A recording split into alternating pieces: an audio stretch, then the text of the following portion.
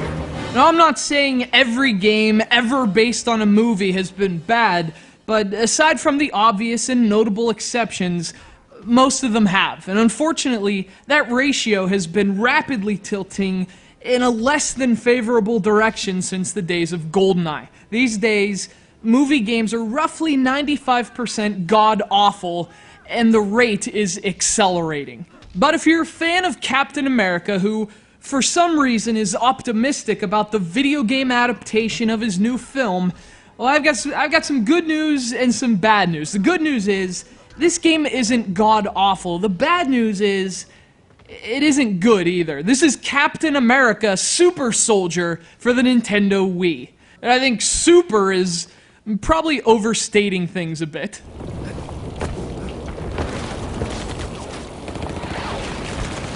We can blow through the barricades and take the enemy position if you're leading the charge. Now, to be fair, I guess some degree of optimism might be understandable in this case. Super Soldier was developed by High Voltage Software, a studio Wii owners have gotten to be very familiar with. They've done the Harvey Birdman game, a few interesting WiiWare titles, and most notably, the Conduit series. So obviously, solid stuff, a solid studio. Unfortunately, solid would also be overstating the quality of Super Soldier. So here's the deal. Super Soldier is a standard 3D beat-em-up, and to its credit, it's at least a technically functional one. You play as Captain America in a story that uses the movie as more of a reference point than a guideline. You're battling lots of Hydra bad guys on a quest to bring down the Red Skull, mashing buttons and leveling up as you progress. These guys never learn. Now, when I say it's technically functional, what I mean is that the game isn't broken. I mean, the controls, for example, they actually work pretty well. You hammer the B button to use your attacks, you press Z to counter.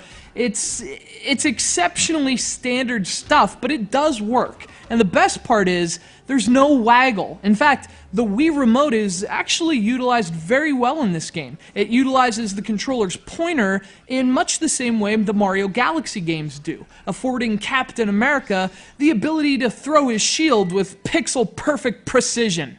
And that all works great, and it allows the game to, again, at least function well.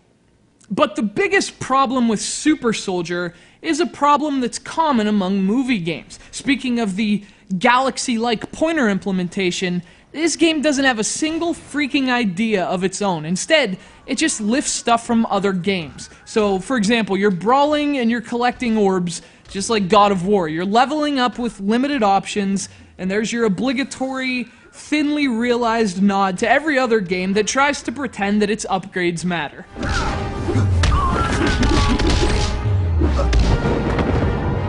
The point is, nothing is original. Everything feels overwhelmingly contrived. And you can play this game just fine, I'm just not sure why you'd want to. I mean, it's one thing to be unoriginal. Lots of otherwise good games are unoriginal, but when you pair that degree of conceptual blandness with equally bland execution, it doesn't matter how okay the game might be. It's just way too bland from a design standpoint to be worth your time.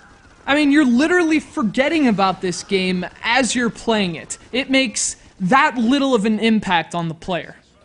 There's nothing I could say about this game that any objective observer couldn't discern from simply watching this footage. There's boring, if at least functional gameplay, there are graphics that would have been disappointing on the GameCube, and frankly, there's no reason to salute the effortlessly average Captain America Super Soldier.